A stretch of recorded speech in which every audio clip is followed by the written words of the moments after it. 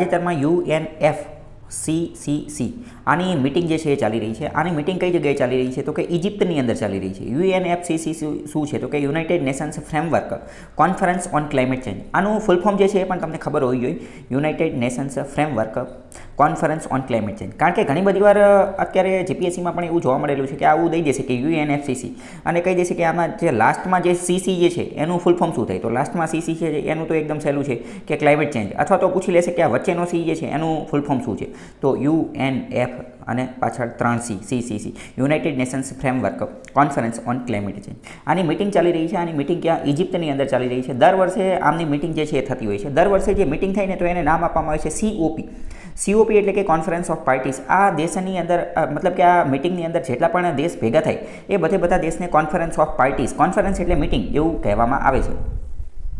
તો અત્યારે આ જે મિટિંગ ચાલુ રહી છે ને, તો આ મિટિંગની અંદર ઘણા બધા વિવાદ જોવા મળ્યા, બહુ ખતરનાક લેવલના વિવાદ જોવા મળ્યા. એટલા વિવાદ જોવા મળ્યા કે મિટિંગ પૂરી થવાની હતી ને એની કરતાં 2 દિવસ છે એ લંબાવી પડી. કેમ? કારણ કે દેશની વચ્ચે, બધા જ દેશોની વચ્ચે સહમતિ સધાતી નથી અને બાજવાનું ને લડવાનું ને વિવાદને ડિસ્પ્યુટ્સને કોન્ફ્લિક્ટને એવું બધું જોવા મળતું હતું. એટલે 2 દિવસ પછી માંડ કંઈક આડું સેટિંગ કર્યું અને એક કરાર જે છે એ કર્યો. અને આ કરાર જે છે એ સમગ્ર વિશ્વ માટે જે છે એ ઐતિહાસિક છે અને ભારત માટે તો અત્યંત મહત્વનો છે. જો લખેલું છે ને કે ક્લાઇમેટ ચેન્જ મુદ્દે ઐતિહાસિક કરાર. આ કરાર શું કર્યું? આ કરારે એવો કર્યો કે ધનિક દેશો જે છે એ વળતર આપવા માટે સહમત. ધનિક દેશો જે છે ને એ હવે વળતર આપશે. આખો મુદ્દો શું છે ને એ સમજતા પહેલાં તમારે થોડી ઘણી સ્ટોરી જે છે ને એ સમજવી પડે. આપણે સમજીએ કે ક્લાઇમેટ ચેન્જ એટલે શું, તો કે ક્લાઇમેટ ચેન્જ એટલે જે છે ને એ વાતાવરણની અંદર જે અચાનક જ ફેરફાર આવી જાય છે ને, અથવા વાતાવરણની અંદર જે ખતરનાક લેવલનો ફેરફાર આવી છે એ ક્લાઇમેટ ચેન્જ માટે હું 2 શબ્દ બોલું છું. એ 2 શબ્દ તમે ગમે ત્યારે લખતા હોય ક્લાઇમેટ ચેન્જ વિશે એની ડેફિનેશનમાં, તો એ શબ્દ તમારા આન્સરની અંદર આવવા જોઈએ. એ છે extreme weather condition. Extreme weather condition. Weather એટલે શું? EWC extreme weather condition.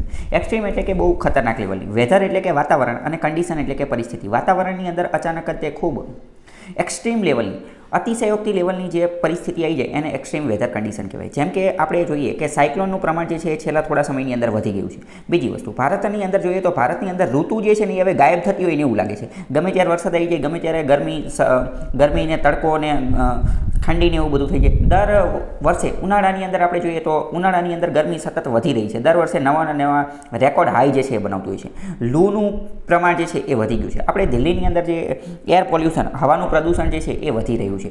પાકિસ્તાનની અંદર થોડા સમય પહેલાં તે પૂર આવી ગયું. તો આ પણ શું છે ભાઈ, અચાનક જ આટલું ખતરનાક લેવલનું પૂર આવ્યું. 80 ગણું વધારે પૂર આવ્યું, કે જે નોર્મલ પૂર હોય ને એની કરતાં 80 ગણી વધારે તીવ્રતા ધરાવતું પૂર. થોડા સમય પહેલાં UAE યુનાઇટેડ અરબ એમિરેટ્સ જે છે ને એની અંદર બહુ ખતરનાક લેવલનો વરસાદ આવ્યો. હવે આ રણ પ્રદેશ છે, ત્યાં એટલો ખતરનાક લેવલનો વરસાદ આવતો નથી. ખતરનાક એટલે કેવો વરસાદ? તો કે ગાડી જે ઊભી હોય ને, ગાડી એ ડૂબાઈ જાય ને એટલો વરસાદ. અથવા તો આપણું ઘર હોય ને, ઘર પણ ઘરનો અડધો માળ ડૂબાઈ જાય ને એટલો ખતરનાક લેવલનો જે છે એ વરસાદ આવી ગયો. એની પાછળનું કારણ એ પણ હતું કે એમને એવા ઘર બનાવતા નહોતા. કેમ? કારણ કે અહીંયા ક્યારેય એટલો વરસાદ આવતો જ નહોતો, પણ અચાનક આવી જાય તો શું થાય. બીજી વાત કરીએ યુનાઇટેડ કિંગડમ, બ્રિટનની અંદર થોડા સમય પહેલાં અથવા તો વારંવાર જે છે એ લૂ જે છે એ જોવા મળે છે છેલ્લા થોડા સમયથી. હવે યુકે એકદમ ઠંડો પ્રદેશ છે, અથવા તો ઠંડો દેશ છે. અહીંયા તો સૂરજ જે છે 4-5 વાગે આથમી જાય, અહીંયા સૂરજ જોવા જ નથી મળતો, બરાબર? એટલે કે અહીંયા ઠંડી વધારે પડતી હોય. અને આવી પરિસ્થિતિમાં જો અહીંયા લૂ જોવા મળતી હોય ને તો બહુ ખતરનાક કહેવાય. અહીંયાના લોકો પણ એ જે છે સહન કરી શકે નહીં, અને યલો એલર્ટ ને એવું બધું ઘોષિત કરે છે, અને બધી નિશાળું જે છે એ બધું બંધ કરે. થોડા સમય પહેલાં તમે જોયેલું હશે કે કેનેડાની અંદર હીટ ડોમની ઘટના જોવા મળી હતી. કેનેડા એ ઠંડો પ્રદેશ છે, અહીંયા ઠંડી જે છે વધારે જોવા. આવા કેસની અંદર અહીંયા 45 ડિગ્રી સેન્ટીગ્રેડ જેટલું તાપમાન થઈ જાય તો એ બધા પોકારી ઉઠે. મતલબ કે તો આ બધી વસ્તુ શું છે? ક્લાઇમેટ ચેન્જ છે. તો હવે ક્લાઇમેટ ચેન્જ એટલે તમે સમજી ગયા છો. ક્લાઇમેટ ચેન્જ એટલે કે in short extreme weather condition. વાતાવરણ જે છે ને એ પલટો મારી દે, ગમે ત્યારે ગમે એ થઈ જાય, અને જે થાય ને એ પાછું કેવું થાય? ખતરનાક લેવલનું. જેમ કે ક્લાઉડ બ્રસ્ટ તમે જોયેલું હશે કે અચાનક જ વાદળ ફાટી જાય અને ખૂબ જ ટૂંકા ગાળામાં જે છે એ બહુ ખતરનાક લેવલનો વરસાદ આવી જાય, તો એને ક્લાઇમેટ ચેન્જ કહેવાય. આપણે ઝીલ ઓફની વાત પણ થયેલી છે. ઝીલ ઓફ એટલે કે ગ્લેશિયર લેક આઉટબર્સ્ટ ઓફ ફ્લડ. આ પણ એક અત્યંત મહત્વનો ટોપિક છે, એની ઉપર એક અલગ વિડીયો છે, એ જોઈ લીધું. તો આ કંઈક ક્લાઇમેટ ચેન્જની આપણે વાત કરીએ. હવે આપણે થોડું આગળ વધીએ.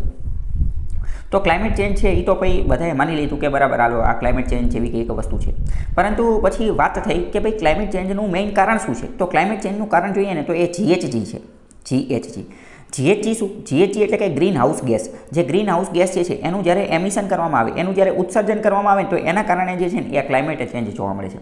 તો ગ્રીન હાઉસ ગેસ જે છે એ ટોટલ 6 જેટલા ગ્રીન હાઉસ ગેસ છે, જેમાં carbon dioxide, carbon monoxide, sulphur dioxide, sulphur hexafluoride, પછી ક્લોરોફ્લોરોકાર્બન, હાઇડ્રોફ્લોરોકાર્બન, આવા ઘણા બધા 6 જેટલા અલગ અલગ પ્રકારના જે GHG ગ્રીન હાઉસ ગેસ જે છે ને એ આની અંદર સમાયેલા છે. તો પહેલાં એક કીવર્ડ મેં તમને કીધેલો હતો એક્સ્ટ્રીમ વેધર કન્ડિશન. એવો એક બીજો કીવર્ડ તમે યાદ રાખો GHG એમિશન, એટલે કે ગ્રીન હાઉસ ગેસનું જે એમિશન એનું જે ઉત્સર્જન જે છે એના કારણે આ ક્લાઇમેટ ચેન્જ જે છે એ થાય છે. બરાબર, આ બધી વાત પણ બધાને ખબર પડી ગઈ. વૈજ્ઞાનિકોએ કહી દીધું કે બરાબર, જો હવે ક્લાઇમેટ ચેન્જથી આપણે લડવું હશે તો શું કરવું પડશે? તો એકદમ સહેલી વસ્તુ, GHGના કારણે ક્લાઇમેટ ચેન્જ થાય છે તો GHGનું એમિશન એનું ઉત્સર્જન જે છે એ ઘટાડી દો. ગ્રીન હાઉસ ગેસ જે છે એને ઘટાડી દો. કાર્બન ડાયોક્સાઇડ, સલ્ફર ડાયોક્સાઇડ, આ બધાનું જે ઉત્સર્જન જે છે એ બધું ઘટાડી દો. તો પ્રશ્ન થાય કે આ બધાનું ઉત્સર્જન થાય છે કોના કારણે? તો આ બધાનું ઉત્સર્જન જે છે એ ઇન્ડસ્ટ્રીયલ એક્ટિવિટી, ઔદ્યોગિક ઉત્પાદનો એના કારણે થાય છે. પછી જે વાહનોને એવું બધું ચાલે છે એના કારણે થાય છે. પછી જે ખેતીની અંદર જે ખાસ કરીને રાઈસ, ચોખાની એની ખેતી થાય તો એની અંદરથી પણ મિથેનનું એનું ઉત્સર્જન એવું બધું થાય છે. તો આવા બધાની અંદરથી જે છે એ આ વસ્તુ થાય છે.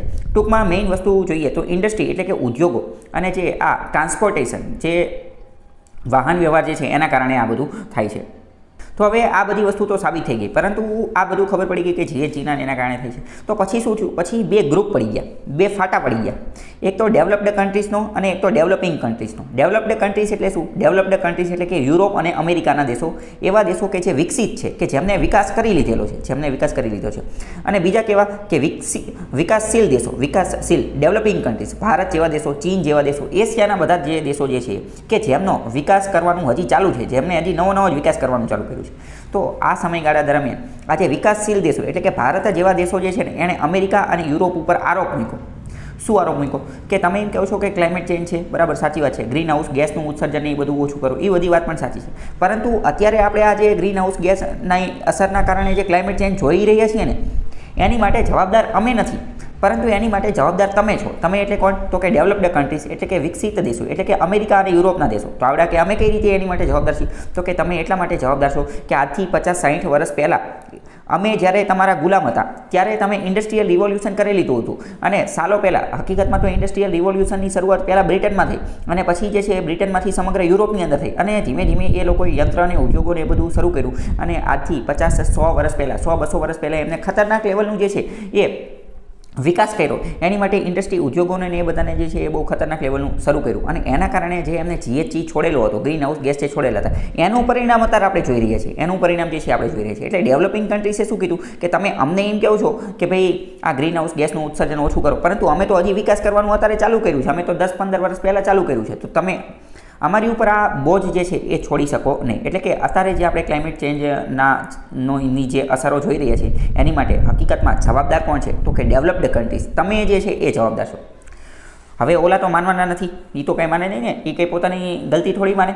તો પછી એક એવું આ ડેવલપિંગ કન્ટ્રીઝે એવું કીધું, ભારત અને ચીન જેવા દેશોએ એવું કીધું, એશિયાના દેશોએ, અમેરિકા અને યુરોપના દેશોને એવું કીધું કે એક કામ કરો, તમે અમને પૈસા, રોકડા રૂપિયા જે છે આપી દો, પૈસા જે છે આપી દો, કે અત્યાર સુધીમાં તમે આ જે ગ્રીન હાઉસ ગેસ છોડ્યા ને એનું જે છે પૈસા આપી દો. ઓલા કંઈ પૈસા આપવાના છે. હવે એ બધા રૂપિયાનો હિસાબ કરે, એ બધા બિઝનેસ કમ્યુનિટી છે, તો એ કંઈ પોતાનું નુકસાન જોઈએ નહીં, તો એમને પૈસા આપવાની ના પડી. તો ભારત અને એશિયાના દેશોએ કીધું સારું, વાંધો નહીં, પૈસા ન આપો તો કાંઈ નહીં, પણ આ ગ્રીન હાઉસ ગેસ સામે લડવા માટે શું કરવું પડે? તો કે ગ્રીન હાઉસ ગેસ પહેલાં તો ઇન્ડસ્ટ્રી, ઉદ્યોગોમાંથી ને એમાંથી થાય એનર્જી, જે ફોસિલ ફ્યુલ જે છે, ફોસિલ ફ્યુલ, FF આ યાદ રાખો. ફોસિલ ફ્યુલનો મતલબ શું થાય? ફોસિલ ફ્યુલનો મતલબ થાય અશ્મિજન્ય બળતણ. અશ્મિ એટલે શું? તો કે હાડકાને એવું બધું હોય ને, કોઈ પણ સજીવ સૃષ્ટિ હોય, એ પછી મનુષ્ય હોય, એ પછી વનસ્પતિ હોય, એ પછી પ્રાણી હોય, એનું જ્યારે મૃત્યુ થઈ જાય ને તો પછી જે બચે ને એને કહેવાય અશ્મિ. અને એ અશ્મિ જમીનની અંદર દટાઈ જાય અને એના લાખો કરોડો વર્ષો પછી જે છે એ ફ્યુલ એટલે કે બળતણની અંદર કન્વર્ટ થઈ જાય. અને એ બળતણને આપણે પાછું કાઢીએ કોના સ્વરૂપે? કોલસા સ્વરૂપે, ક્રૂડ ઓઇલના સ્વરૂપે, પેટ્રોલ ડીઝલના સ્વરૂપે, નેચરલ ગેસના સ્વરૂપે, મિથેનના સ્વરૂપે. તો આ બધી વસ્તુ ફોસિલ ફ્યુલ કહેવાય. એટલે કે અશ્મિજન્ય બળતણ. ગુજરાતી શબ્દ ઉપરથી તમે સારી રીતે સમજી શકો, અથવા તો કાંઈ ખબર ન પડે તો એટલું યાદ રાખવાનું, ફોસિલ ફ્યુલ એટલે જમીનની અંદરથી જે કોઈ પણ બળતણ કાઢીએ ને, ફ્યુલ કાઢીએ ને, એ બધાને ફોસિલ ફ્યુલ કહેવાય. તો મતલબ કે ગ્રીન હાઉસ ગેસને ઘટાડવાનો એક બીજો રસ્તો એ પણ છે કે ફોસિલ ફ્યુલ જે છે ને એને બંધ કરવામાં આવે અને એની બદલે રિન્યુએબલ એનર્જીનો ઉપયોગ કરવામાં આવે. રિન્યુએબલ એનર્જી એટલે કે solar energy, wind energy, hydel energy, tidal energy, nuclear energy, આ બધી વસ્તુનો જો ઉપયોગ કરવામાં આવે ને તો પણ ગ્રીન હાઉસ ગેસ છે ઘટી શકે. તો હવે બીજો પ્રશ્ન અહીંયા એ થતો હતો કે આજે બધી રિન્યુએબલ એનર્જી જે છે ને, એટલે કે સોલાર એનર્જી ને વિન્ડ એનર્જી, તો એ બધી વસ્તુ માટે ટેકનોલોજી જોઈએ. કેવી ટેકનોલોજી જોઈએ? તો કે આ સોલાર એનર્જી જે છે તો એની માટેનો ઓલો જે વેફર આવે, અથવા સિલિકોન વેફર, અથવા તો જે સોલાર સેલ ને એવું બધું આવે, તો એ બધું બનાવવું પડે. તો એ બધું બનાવવાની જે ટેકનોલોજી, અથવા વિન્ડ એનર્જી માટેની પવનચક્કી ને એ બધાની ટેકનોલોજી એ ભારત અને એશિયાના દેશો પાસે હતી નહીં. તો આપણે શું કીધું ડેવલપ્ડ કન્ટ્રીઝને, અમેરિકા અને યુરોપના દેશોને કે તમે આ ટેકનોલોજી જે છે ને એ અમને ટ્રાન્સફર કરો. તમને જો અમને આ ટ્રાન્સફર કરશો તો પણ અમે જે છે એ કામ કરી શકશું. તો અમને ટેકનોલોજી ટ્રાન્સફર કરવાની એ ના પડી, ટેકનોલોજી ટ્રાન્સફર કરવાની પણ ના પડી. તો આ મુદ્દે જે છે એ બધાની અંદર શું થઈ ગયો, વિવાદ થઈ ગયો. હવે બીજી વસ્તુ અહીંયા તમે જોજો એક અત્યંત મહત્વની, કે આ જે ડેવલપ્ડ કન્ટ્રીઝ જે છે, વિકસિત દેશો, એમનું ભેજું તમે જો, એમને તો બંને રીતે ફાયદો જ હતો, કઈ રીતે? હવે જો એમને શું કર્યું કે આ બધી ટેકનોલોજી જે છે ને એ વેચવાનું ચાલુ કરી દીધું. વિન્ડ એનર્જીને, સોલાર એનર્જીને, ટાઇડલ એનર્જીને, આજે ન્યુક્લિયર એનર્જીને, કારણ કે એ બધાની અંદર એ લોકો એક્સપર્ટ હતા. તો એમને તો એમાંય પૈસા મળવા માંડ્યા. એ હવે આપણા જેવા દેશોને આ બધું વેચશે એટલે એમાં પણ પૈસા મળશે. એટલે એમને તો બે રીતે જે છે ફાયદો જ હતો. પરંતુ ભારત અને ચીન જેવા એશિયાના દેશોએ એનો વિરોધ કર્યો કે ભાઈ તમારે તો બંને જગ્યાએ ફાયદો લેવો છે. એક તો અત્યારે આપણે જે ક્લાઇમેટ ચેન્જનો અનુભવ કરી રહ્યા છીએ એના જવાબદાર તમે છો, પાછા એક તો પૈસા દેતા નથી અને એમાંય તે પાછા તમે ટેકનોલોજી ટ્રાન્સફર કરતા નથી. ટેકનોલોજી માટે તમે જે છે પૈસાની એવું બધું ચાર્જ કરો છો. એટલે આ મુદ્દે ઘણા લાંબા સમયથી જે છે એ વિવાદ ચાલતો હતો. પરંતુ આજે અત્યારે ઇજિપ્તની અંદર આ જે મિટિંગ થઈ હતી એ મિટિંગની અંદર એવું નક્કી કર્યું કે ધનિક દેશો એટલે કે અમીર દેશો એટલે કે ડેવલપ્ડ કન્ટ્રીઝ એટલે કે અમેરિકા અને યુરોપના દેશો, આ બધા દેશો જે છે એ હવે વળતર આપવા માટે, પૈસા, રોકડા રૂપિયા આપવા માટે જે છે એ તૈયાર થઈ ગયા છે. આ પૈસા કોને આપશે? તો કે હવે એમને માની લીધું કે બરાબર આજે અત્યારે આપણે જે ક્લાઇમેટ ચેન્જનો અનુભવ કરી રહ્યા છીએ ને એની જવાબદારી અમારા કારણે છે. અમારા કારણે મતલબ કે અમે 50-100 વર્ષ પહેલાં જે ઇન્ડસ્ટ્રીયલ રિવોલ્યુશન કરેલું હતું એની માટે. તો હવે તમને ખ્યાલ આવ્યો હશે કે આખો મુદ્દો શું છે. આ આખો મુદ્દો સમજવા માટે મેં તમને જે બેક સ્ટોરી કીધી ને એ તમને ખબર હોવી જોઈએ. તો હવે તમને ખ્યાલ આવ્યો કે ધનિક દેશો, ગરીબ દેશો, અમીર દેશો જે છે એ ગરીબ દેશો માટે ને વળતર આપશે, કોમ્પેન્સેશન વળતર આપશે. અને વળતર આપવા માટે એક ફંડ, એક તિજોરી બનાવશે. એ ફંડનું નામ શું છે? તો કે લોસ એન્ડ ડેમેજ ફંડ. પરીક્ષામાં પ્રશ્ન પૂછાઈ જશે કે લોસ એન્ડ ડેમેજ ફંડ જે છે કોના દ્વારા બનાવવામાં આવેલું છે? તો એ આ UNFCCC દ્વારા બનાવવામાં. આ લોસ એન્ડ ડેમેજ ફંડમાં પૈસા કોણ નાખશે? તો કે ધનિક દેશો નાખશે. અને આ પૈસાનો ઉપયોગ કોણ કરશે? તો કે ગરીબ દેશો કરશે. એટલે કે ડેવલપ્ડ કન્ટ્રીઝ, વિકસિત દેશો જે છે એ પૈસા નાખશે અને વિકાસશીલ દેશો એનો ઉપયોગ કરશે. કોની માટે કરશે? તો કે ક્લાઇમેટ ચેન્જને ડામવા માટે, એની સામે લડવા માટે આ બધી વસ્તુ જે છે એ કરશે. હવે બીજું થોડું જોઈએ કે ઇજિપ્તનું જે શર્મ અલ શેખ શહેર જે છે ત્યાં આ મિટિંગ જે છે એ યોજાયેલી હતી. તો આ મુદ્દે જે છે એ આ ઐતિહાસિક કરાર જે છે સામેલ થઈ ગયો છે.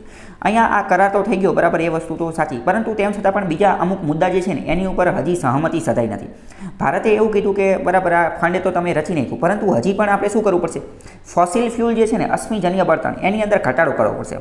ફોસિલ ફ્યુલ એટલે ક્રૂડ, ગેસ, કોલસો, મતલબ જમીનની અંદરથી જે નીકળે તો એ બધાની અંદર જે છે એ ઘટાડો કરવો પડશે. પરંતુ એની અંદર સહમતિ સધાઈ નહીં અને એની બાબતે તો હજી ના જ પડી હતી. આ ફોસિલ ફ્યુલની અંદર ઘટાડો કરવાનો હતો તો એમાં અમેરિકા અને યુરોપે તો વિરોધ કર્યો, પરંતુ સાથે સાથે એશિયાની અંદર જે મિડલ ઇસ્ટ કન્ટ્રીઝ, મધ્ય એશિયાના દેશો જે છે, મધ્ય એશિયાના દેશો એટલે કે તો કે સાઉદી અરેબિયા, ઈરાક, ઈરાન, આ બધા દેશોએ પણ વિરોધ કર્યો. તમે ખુદ વિચારો એમને શા માટે વિરોધ કર્યો છે? એમને એટલા માટે વિરોધ કર્યો કારણ કે આ સાઉદી અરેબિયા અને આ જે મિડલ ઇસ્ટ દેશોની જે ઇકોનોમી જે છે એ ક્રૂડ ઓઇલ ઉપર જ તો ચાલે છે. એ પેટ્રોલ, ડીઝલ ને એ બધું વેચે, એ જે આ તેલ, કાચું તેલ વેચે, એના કારણે તેમના આખા દેશ ચાલે છે. જે દિવસે તેલ ખતમ એ દિવસે એમનો ખેલ ખતમ.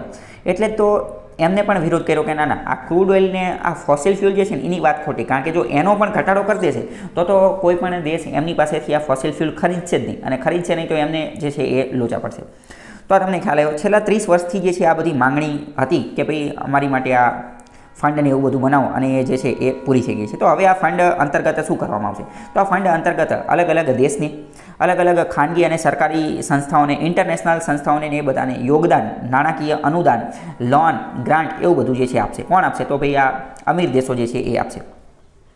અહીંયા અમુક નવી લેટેસ્ટ લેવલની ટેકનોલોજી પણ હશે કે જેના કારણે ગરીબ દેશોને મદદ મળશે.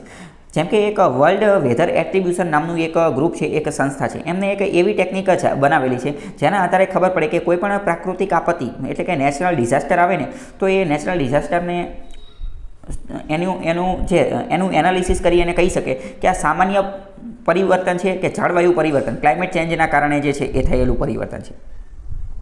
બીજી અહીંયા થોડી વાત કરીએ તો કે ભારતનો મેં તમને કીધું, ભારતે આ ક્રૂડ ઓઇલ અને એનું ફોસિલ ફ્યુલની પણ અંદર ઘટાડો કરવાની એની વાત કરેલી હતી, પરંતુ એને તો એટલું બધું કંઈ ગણકાર્યું નહીં, એને જે છે એ બધાએ ના પાડી દીધી છે.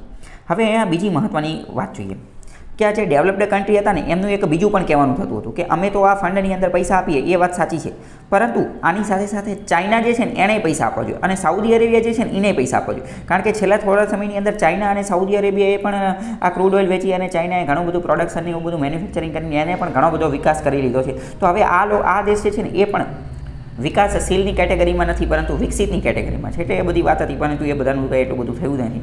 સંયુક્ત રાષ્ટ્ર યુનાઇટેડ નેશન્સના મહાસચિવ જે છે એ એન્ટોનિયો ગુટેરસ છે. એન્ટોનિયો ગુટેરસ જે છે ને એ વારંવાર આ ક્લાઇમેટ ચેન્જની એ બધા ઉપર જે છે એ ટ્વીટ કરતા હોય છે, અથવા એની બારામાં અમુક સારી વાતો જે છે એ કરતા હોય છે. આમની ટ્વીટ જે છે ને એ તમે ફોલો કરી શકો છો, અને એની 1-2 લીટીની ટ્વીટ હોય છે. આમે તે ટ્વિટરમાં તો 160 શબ્દની મર્યાદા છે. તો એનો ઉપયોગ તમે જે છે ને એ જીપીએસસી મેઇન્સની અંદર લખવા માટે ઉપયોગ કરી શકો છો. એમને જે અમુક 2-3 વાક્ય કહી દીધા હોય ને